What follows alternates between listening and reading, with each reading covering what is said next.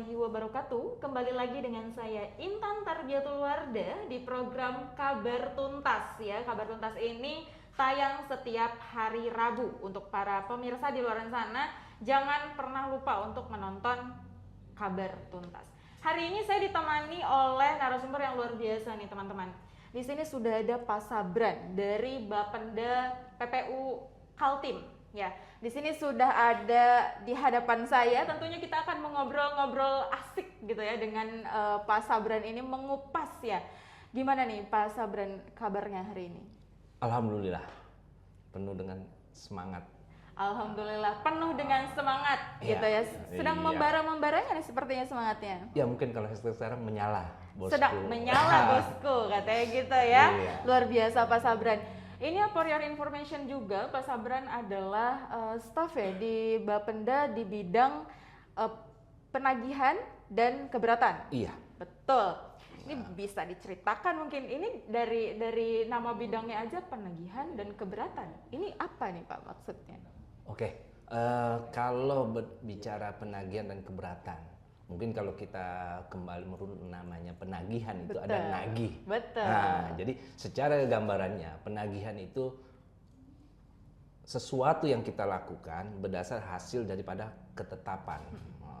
Di dalam perpajakan itu ada namanya ketetapan, di mana ketetapan ada jatuh tempo suatu masa pajak. Nah, lepas daripada masa pajak tersebut, itulah akhirnya ada muncul namanya penagihan. Dalam konteksnya penagihan yang sudah lepas temponya. Nah, ranahnya ke penagihannya ini yang kadang permasalahan. Artinya karena ada nilai denda. Betul. Seperti itu. Jadi memang adanya action dari penagihan ini setelah adanya ketetapan seperti Benar. itu, dan sudah jatuh tempo, makanya ditagih. Seperti itu ya seperti Pak ya. itu. Berarti turun ke lapangan selalu. Selalu. Nah ini kan pasti bertemu dengan orang-orang itu gitu ya, Iya. para oknum-oknum itu ya, bisa dikatakan gitu, karena kan memang tidak, itu artinya kan entah mungkin ya kita husnuzonnya lupakah atau seperti apa gitu ya, tapi mungkin ada juga yang justru dia memang nggak mau bayar pajak gitu, dan sudah pasti Bapak samperin ke rumahnya. Itu gimana tuh Pak menghadapi para masyarakat gitu, orang-orang yang Bapak temui? Oh ya, kalau seperti itu jadi memang benar. Pada intinya, kalau kita menagih, yang jelas mindset yang pertama yang akan kita menjaga itu bahasa yang negatif. Betul. Nah, karena kita tahu, artinya pajak ini kan sudah mindset di masyarakat luas, Iya. sudah agak Betul. ya kan, Agak kurang seperti itu. baik lah Benar. ya. Jadi ininya. intinya bagaimana kita untuk melakukan suatu penagihan yang jelas sudah ada ketetapan, kita turun ke lapangan, minimal langkah awal itu kita melakukan pendekatan secara persuasif. Jadi PDKT dulu nih ya, gitu.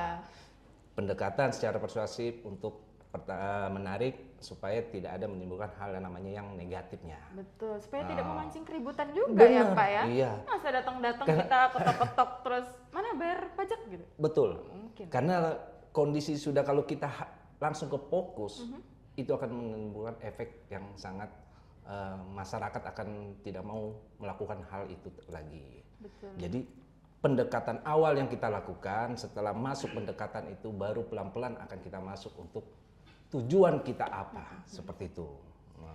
Berarti ini Pak, ada pelatihan khusus berarti ya?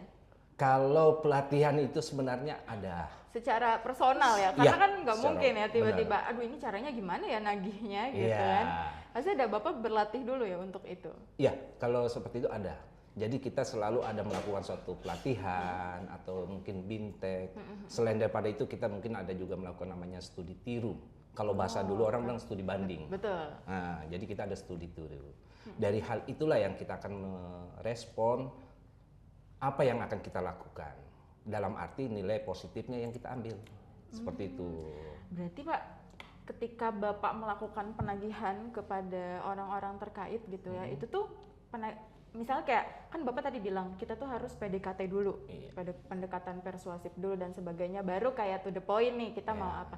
Ini dilakukannya dalam waktu yang singkatkah atau misalnya memang memakan jangka waktu berapa hari gitu? Minimal kita ambil waktu yang singkat. Singkat. Iya. Berarti pada Karena hari itu juga. pada hari itu juga kita turun ke lapangan. Mungkin awal kita permisi, assalamualaikum, atau yang kita lihat masyarakat ini apa, baru kita nanya kabar. Basa-basi dengan lah ya. tapi dengan catatan jangan assalamualaikum muka mimik atau apa segala kayak emosi, tapi dibawa smile. Betul, tetap disenyumin dulu Iya, ya. disenyumin. Kayak Walaupun kita tahu ini WP lagi ada problem, tapi bagaimana kita body kita atau dari mimik wajah kita menarik masyarakat itu untuk menerima. Betul, karena kan logikanya ya, kalaupun kita gitu disamperin orang yang mungkin belum pernah ketemu, nggak dikenal, tiba-tiba marah-marah kan jengkel juga ya. Betul. Pak ya, makanya ya tetap tadi harus senyum dulu, ketemu baik-baik, PDKT dulu, ngobrol, obrolannya udah mulai kemana-mana, baru mulai to the point gitu ya. Gitu. Selama itu berarti ya, istilahnya kasarnya berarti seorang debt collector ber-SK. Seperti benar, itu ya Pak ya? Secara anunya kan gitu. Betul. Iya. Berarti selain itu ya Pak ya, pasti kan ada dukanya. Mungkin ada ya Pak orang-orang terkait yang sudah beberapa kali Bapak temui, ada? Ada dan sering. Sering? Ya. Jadi Bapak temui orang itu tuh nggak sekali dua kali aja? Benar. Terus gimana responnya itu? Jadi kalau seperti itu, langkah awal kan memang jelas seperti yang tadi disampaikan. Pendekatan, otomatis kan kadang masyarakat punya ada suatu hal, artinya mungkin ada kendala. Kenapa dia harus menunda, kenapa harus belum bisa, itu. Nah, hal seperti itu harus kita lakukan kembali. Tapi dengan catatan kita hanya mengingatkan, mungkin pertama langkahnya mengingat via komunikasi online, atau kita bilang sekarang ini WhatsApp atau mungkin di email apa ya sejenis itu. Berarti sebelumnya memang sudah dikirimkan informasi melalui pesan singkat gitu. Benar. Baru kalau misalnya tidak ada juga respon dan tidak ada juga ini, baru disamperin gitu ya Pak ya. Tapi ada nggak sih Pak yang mohon maaf, pasti ya ada aja gitu kejadian yang dia tahu nih Bapak mau datang nih kayaknya gitu, terus dia kabur kah atau gimana, itu pasti ada aja kejadian yang seperti itu ya Pak sejauh ini? Oh ada. Hal itu ada. Ambil contoh, pada saat kami waktu itu pergi menagih, begitu turun aja ada WP, Bang lihat, wah orang pajak, pura-pura masuk ke dalam. Nah, ternyata dalam kami samberin, ketok, salam, berkali-kali tidak muncul. Nah, teknis yang biasa kami mungkin kondisi ini, ini WP. Tapi di wilayah tempat tersebut mungkin nggak satu wajib pajak yang kami samperin, mungkin ada. Oke, kita tahan dulu, pergi ke yang lain. Pindah dulu ke yang lain. Gitu. Karena dengan catatan kita sudah menyapa berkali-kali, mungkin lagi nggak enak ini WP atau lagi ada masalah pribadi yang kita secara anunya tidak tahu, ya kan? Nah, jadi kita akan pergi ke objek wajib pajak lain. Selanjutnya lainnya, gitu nanti pas setelah baliknya atau apa baru coba kita mampirin lagi. Mungkin Iya. sudah agak seger. Betul. Kali kalau mungkin agak sore sudah mandi atau apa kan. Nah, seperti itu. Betul. Ya. Jadi walaupun kita tahu nih sebenarnya si WP ini ada gitu ya, Ya, nggak semerta-merta. Saya tahu nih ibu ada di dalam, nggak Ya, semerta-merta kayak gitu, tapi tetap dengan etika-etika yang Benar. dilakukan gitu ya Pak ya. Ini mungkin Pak, ada ini nggak sih Pak, ada pesan-pesan untuk para masyarakat, mungkin jangan takut kalau ketemu saya ya gitu, atau gimana mungkin Pak bisa disampaikan kepada masyarakat di luar sana. Siap. Oke, buat seluruh warga masyarakat Kabupaten Penajam Pasir Utara, pajak itu memang kita katakan memaksa. Tapi sebenarnya tujuan pajak itu sebenarnya untuk pembangunan wilayah di mana kita bertinggal. Dan pajak pun seperti kita ketahui kepentingan pembangunan, ada untuk bebas biaya pendidikan dan sebagainya. Ya. Jadi jangan istilahnya untuk menghindar. Boleh kita bilang, wah wajah kelihatan suram, tapi sebegitu dekat sebenarnya hatinya penuh dengan senyum. Ya. Jadi pajak itu buat dari Anda untuk Anda. Terima kasih. Iya. Jadi jangan takut kalau tiba-tiba Pak Sabran datang ke rumah gitu Iya. ya, itu nggak akan gimana-gimana walaupun katanya mukanya terlihat seram tapi hatinya tetap Hello Kitty. Iya, benar. Betul. Sekarang. Jadi jangan menghindar lagi ketika mau bayar pajak karena pajak itu dari Anda untuk Anda. Terima Benar. kasih banyak Pak Sabran sudah menyempatkan hadir di Sama-sama. podcast ini. Sehat selalu, sukses selalu, semangat pokoknya. Terima kasih. Terima kasih Sama-sama. dan untuk para pemirsa jangan lupa terus saksikan Kabar Tuntas setiap hari Rabu bersama saya Intan. Saya pamit undur diri. Terima kasih, sampai jumpa.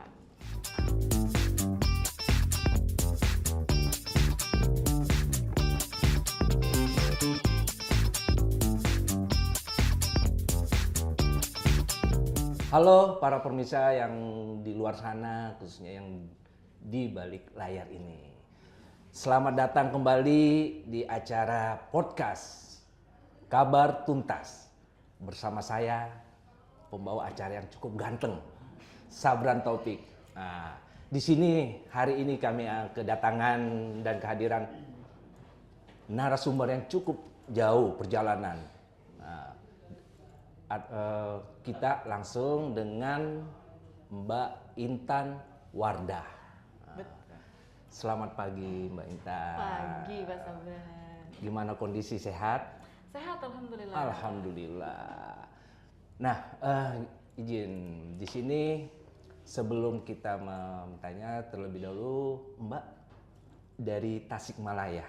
Ya. Betul. Wah, Dari berarti terbang pakai pesawat nih ke sini. Betul. Waduh. Karena saya nggak punya sayap sendiri. Benar. Makanya pakai pesawat. Ya kalau pakai sayap sendiri nanti dikira Supergirl. Iya, nanti Iya. viral saya. Iya, benar-benar.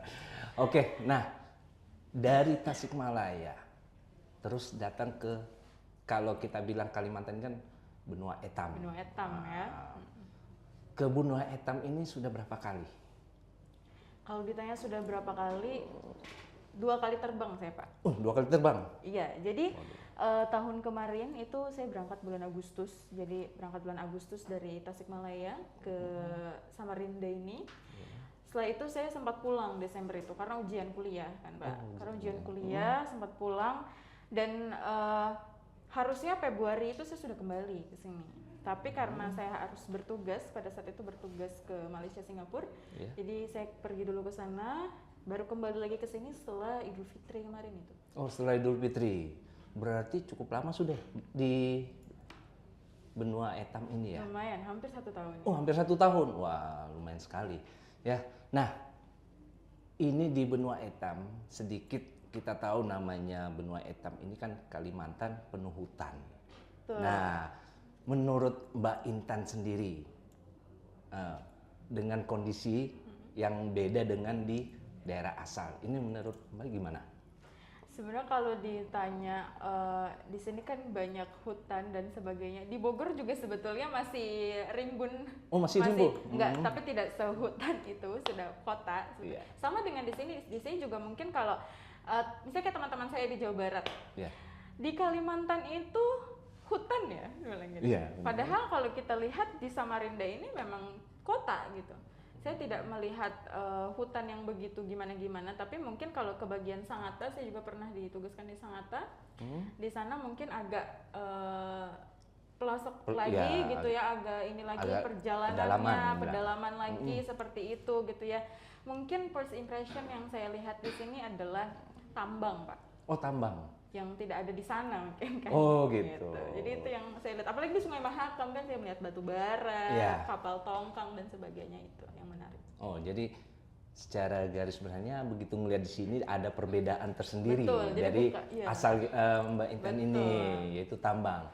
Nah, kalau kita menurut ke tambang nih, oke. Secara garis besar menurut Mbak Intan sendiri, tambang ini seperti apa? Pasti ya, di Kalimantan ini kan tambang di sini itu menjadi salah satu tambang terbesar ya Pak, kalau tidak salah. Oh iya. Gitu. Dan di sini itu saya dulu nggak tahu ya bentuk batu bara itu seperti apa, bentuk apa itu seperti apa. Baru tahu setelah menginjakkan kakinya langsung di sini. Setelah gitu. menginjak di Iya, karena kan dulu cuma tahu ya udah tambang gitu. Terus kayak ternyata bekas galian tambang tuh jadinya seperti ini ya, jadinya seperti ini ya. Oh, lokasinya jadi seperti ini ya, seperti ini ya. Tanahnya ternyata kontur tanahnya seperti ini ya gitu. Dan itu tuh menjadi apa ya, tambang sendiri juga menjadi penghasilan terbesar juga kan di sini gitu. Iya benar. Jadi secara garis memang Kalimantan ini kita kenal itu tambang, apalagi seperti batu bara segala ya itu. Nah, jadi kembali lagi kalau kita bicara tambang ini, ya kan secara kan memang lumayan, ya kan. Tapi kan mungkin bisa lihat gambaran. Artinya di Tasik dengan kondisi wilayah sendiri yang ada, contoh kita ambil yang saat ini kita di Samarinda nih, lingkungan masyarakatnya dengan di sana itu menurut Mbak dengan adanya masyarakat Kalimantan sendiri yang pekerja tambang dan itu gimana? Mungkin kalau secara perbedaan ini ya, masyarakatnya yang di sini dengan pendapatan dari tambang itu sendiri gitu, dengan di Tasik mungkin dengan pendapatan dari yang lain yang mungkin tidak ada tambang di sana gitu ya Pak ya. Gitu. Kalau dilihat saya justru malah melihat sisi lainnya Pak. Di sini saya melihatnya kayak misal contoh, di sini adalah penghasil BBM terbesar, tapi antrian pomnya panjang, lumayan panjang. Gitu. Begitupun dengan tambang dan sebagainya. Saya belum ada penelitian secara khusus atau analisis secara khusus Pak tentang gimana kehidupan orang-orang di sini, gitu. Yang mungkin konotasinya mungkin apa ya? Itu kan pulau tambang, pasti orangnya wong sugih semua. Gitu. Begitu ya Pak, pasti stigmanya seperti itu. Tapi mungkin ya semoga itu menjadi doa ya Pak ya, menjadi doa itu sendiri. Di samping mungkin pro kontra sebenarnya tambang ini sebetulnya. Benar. Betul kan? Iya benar. Jadi untuk tambang ini memang pro kontra. Iya. Ya, oke. Nah kita kembali, kita ini agak keluar dikit nih. Ya. Oke. Kita santai aja. Iya. Jadi gini. Mungkin sudah pernah dengar ini. Pasti sudah lah kalau daerah Jawa, ya kan. Dengan kondisi sekarang, ya kan. Ada namanya kita bilang IKN. Betul. Nah, di mana IKN ini tidak jauh dari Samarinda. Iya. Nah, menurut Mbak sendiri. Nah, iya. Mungkin nanti yang tadinya saya orang ibu kota, saya akan jadi orang daerah ini sebentar lagi gitu. Karena mengingat IKN sudah berapa persen ya? Per Agustus kemarin tuh sudah 15%-an. Ya, kan sudah upacara di sana. Ya, betul. Dan kemarin upacara perdana juga kan di IKN sana, sudah ada Istana Garuda dan sebagainya di sana. Kalau pendapat saya sebetulnya ini juga saya masih mengamati ya. Ini masih terbagi dua kubu, masih pro kontra juga antara yang mendukung dan tidak mendukung gitu. Terutama dengan hal-hal yang mungkin dikhawatirkan. Seperti ibu kota Jakarta dengan Betawinya gitu. Ya, betul. Seperti ini pun sama, IKN dengan warga sekitarnya gitu, warga PPU-nya mungkin. Jadi sebenarnya saya masih ada ini ya Pak, ada harapan dan rencana untuk bisa menganalisa langsung ke masyarakat sekitar IKN itu loh Pak. Karena kan saya juga tinggal di dekat ibu kota di sana kan, Bogor dan Jakarta itu dekat, dan memang yang banyak dikhawatirkan itu sebenarnya itu kan, sebenarnya takut nanti jadi ibu kota negara itu justru masyarakat yang sekitarnya itu nasibnya sama seperti Betawi itu gitu loh Pak. Benar. Jadi kalau saya pribadi tidak bisa menyimpulkan dulu nih gimananya. Yang pasti kalau misalnya memang itu yang terbaik, di sisi lain banyak baiknya Pak sebetulnya kalau IKN ada, mengingat akan adanya infrastruktur yang mungkin lebih baik lagi gitu, akses yang lebih baik lagi dan sebagainya.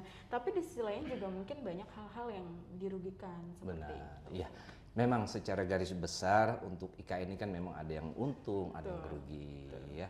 Oke, Mbak Intan, itu sedikit dari kami, mungkin karena dari Agus baru setahun nih. Betul. Dan dengan ada kabar-kabar nama IKN, mungkin ada sedikit penyampaian khususnya buat para pemirsa yang ada di luar sana, yang mungkin ini kan bukan hanya di Samarinda loh Mbak, ada di Penajam bisa ngelihat, di Kukar ya, mungkin ada sedikit mau disampaikan khususnya terkait masalah IKN maupun yang dari sisi tambang yang bisa diberikan ke edukasi ke masyarakat, apa yang mesti harus bisa diterima Kak.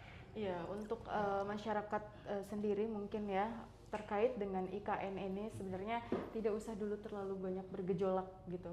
Kalau misalnya kita belum tahu, belum bisa menganalisis secara langsung dan belum tahu fakta-fakta dan sebagainya gitu ya, tidak usah dulu terlalu bergejolak gitu. Tapi memang berpendapat itu nggak apa-apa gitu. Itu halal-halal aja gitu untuk kita berpendapat.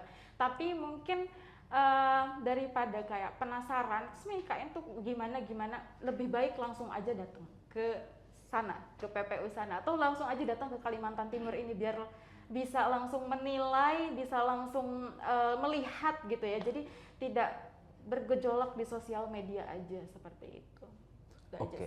Oke.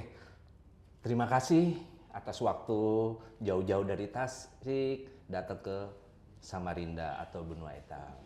Oke, para pemirsa buat yang berada di luar sana, demikian hasil bincang-bincang kami yang cukup luar biasa dengan narasumber yang jauh terbang dari Tasikmalaya datang ke Benua Etam ini. Cukup dari kami di Kabar Tuntas dengan saya Sabran Taufik. Assalamualaikum warahmatullahi wabarakatuh.